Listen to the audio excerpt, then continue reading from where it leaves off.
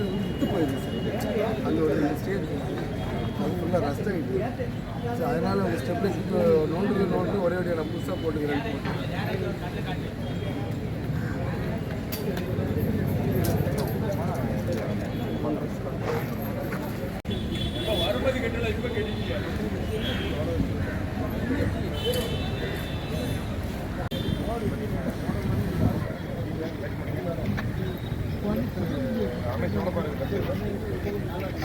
கம்பு எடுத்து அவங்க காட்டி எவ்வளோ தெரியுது.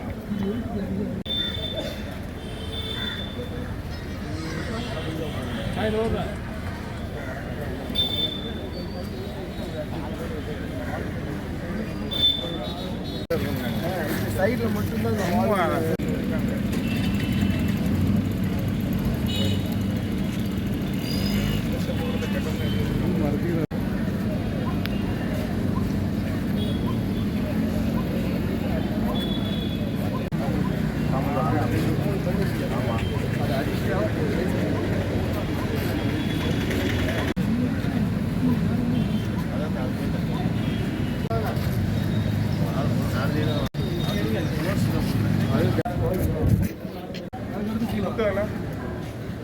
அதுக்குள்ள இறங்காது.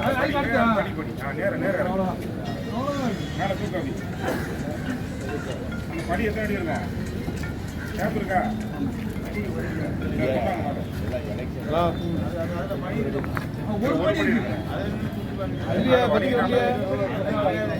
ரெண்டு படிக்குள்ள அளவு களி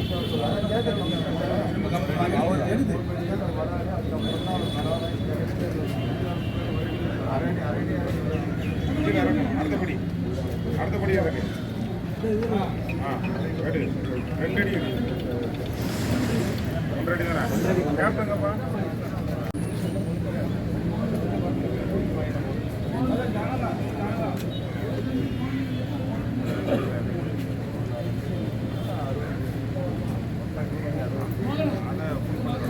அது வேண்டாம். அதிக கடந்து என்ன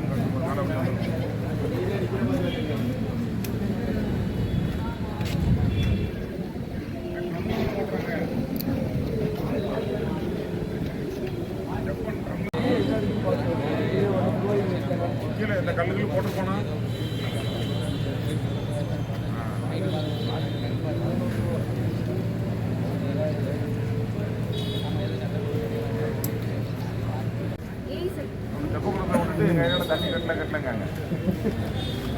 நகராட்சியில் இருக்கிற ஒரே ஆன்மீக தலமான இந்த தெப்பக்குளம் ஒன்று தான். மாரியம்மன் கோயில்னு நாங்கள் சொல்லுவோம். இல்லை விநாயகர் கோயில் இருக்குது. இதில் வந்து பல ஆண்டுகளாக நகராட்சி இறக்கிச்சில் ஒரு ஆட்டாக பராமரிச்சிருக்காங்க. கிட்டாச்செல்லாம் உள்ளே இறக்கி இப்போ பக்தர்களும் இந்த ஏரியா பொதுமக்கள் கோரிக்கை வைத்து சுற்றி ட்ராக் வேணும், லைட் வசதி வேணும், தேவையில்லாமல் குப்பைகள்லாம் போடக்கூடாதுன்னு சொல்கிறத வச்சு நம்மளோட தண்ணியை க்ளீன் பண்ணி மீன் நிறையா இருக்குது. அதுக்கெல்லாம் இறக்குன்னு சொன்னதை வச்சு நம்ம ஃபிஷரிஸ் டிபார்ட்மெண்ட்டில் ஆய்வு பண்ணி அதில் கொஞ்சம் தண்ணியில் வந்து நிறைய அமோனியா கண்டென்ட் எல்லாம் இருக்குன்னாங்க. அதனால் அதை சுத்திகரிக்க பண்ணுற வேலை நடந்துகிட்ருக்கு. ஒரு வாரமாக சுற்றி ட்ராக் போட்டு 1 மாதம் ஆச்சு. லைட்டு மற்ற எல்லாம் வந்து ரெடி பண்ணிகிட்டு இருக்குச்சில் வந்து நேற்று இந்த சைடும் அது என்ன சைடு, இது வடக்கு பக்கம், அது தெற்கு பக்கம், 2 சைடும் கிட்டத்தட்ட 3 அடி இறங்கியிருக்கு. கீழே வந்து 147 வருஷம் இருக்கும் போல தெரியுது. அந்த கல்வெட்டை பற்றி தெரிஞ்சதில் 147 வருஷம் ஆனாலும் கீழேயும் இனிமேல் கருங்கல் இருக்குன்னு இருக்காங்க, சைட்லையும் இருக்குன்னு இருக்காங்க. அதில் பொதுமக்கள் அச்சுறுத்தல் ஏற்படாமல் என்ன செய்யணுமோ அதுக்கு சைடில் வால் பூசை அடிக்கனாலும் அடிக்கிறது ரெடி பண்ணுறோம். நம்ம chief engineer, deputy chief engineer தான் ஆய்வு பண்ணிட்டு இருக்காங்க. உடனடியாக பணி ஸ்டார்ட் பண்ணணும்னு தெரிவித்து இது வரைக்கும் பொதுமக்களுக்கு எந்த அச்சமும் பட தேவையில்லை.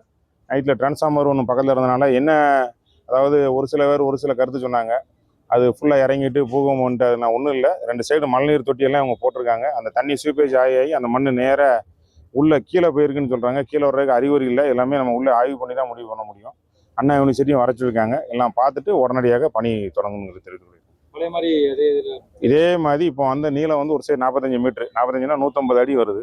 4 சைடு 150 அடி குறையாது. உள்ள ஆழம் வந்து 9 அடி பார்த்துருக்கோம். 10 to 9 அடி. கீழே இதே மாதிரி கருங்கல்ல வச்சுருந்தாங்கன்னா அந்த இது இருக்கும். இல்லை அதில் மட்டும் காங்கிரீட் போட்டு ரெடி பண்ணிடுவோம். நம்ம தளம் பறிக்கும் போது கீழே தளம் வந்து இதில் வேறு ஒன்றுமே நாங்கள் செய்யலை. வைப்ரேட்டர் ரோலரும் எதுவுமே போடலை. மேலே கிரானைட் கல் மட்டும் போட்டிருக்கோம். அதில் கல்லை தான் சுற்றி பயிச்சிருக்காங்க. இது அதுக்கு மீறி 4 அடிக்கிட்ட இறங்கியிருக்கு. அதனால் ஒரு ஆள் ஒரு தவறு சொல்கிறாங்க. அதில் குப்பை கிடந்தது, அதை இறங்கிட்டுங்காங்கன்னா தெப்பத்துக்கு வழி இது ஒன்று தான். இப்போ நாங்கள் இறங்கி பார்த்தோம்னா இது மட்டும் தான் படிக்கட்டு. அந்த சைடில் படிக்கட்டு இருந்திருக்கு, மூடியிருக்காங்க காங்கிரீட் போட்டு. நைட்டு தெரிஞ்சுது. இது மட்டும் தான். அதனால் இப்போ எப்படி இருக்கோ அதே மாதிரி எந்த நம்மளோட பழைய இது ட்ரெடிஷ்னலாக உள்ள சின்ன இது மாறாமல் புதுமைக்கப்படும். ஆய்வு பண்ணி என்ன வராங்க? இந்த இருக்காங்களே இப்போ சியும் டெப்டி சியும் ஆய்வு பண்ணியாச்சு. அண்ணா யூனிவர்சிட்டி எப்போ சார் வராங்க? அண்ணா யூனிவர்சிட்டி வர சொல்லியிருக்காங்க. இருந்தாலும் நம்ம ஒரு டிசைன் பண்ணியிருக்கோம். இருந்தாலும் அதில் வந்து அந்த டிசைன் ரைட்டாக திருப்பி அந்த மாதிரி வந்துடக்கூடாது. இப்போ ஒரு 150 வருஷம் ஓடி இருக்குன்னு ஒரு கணக்கு வரல, ரெக்கார்டு இல்லை.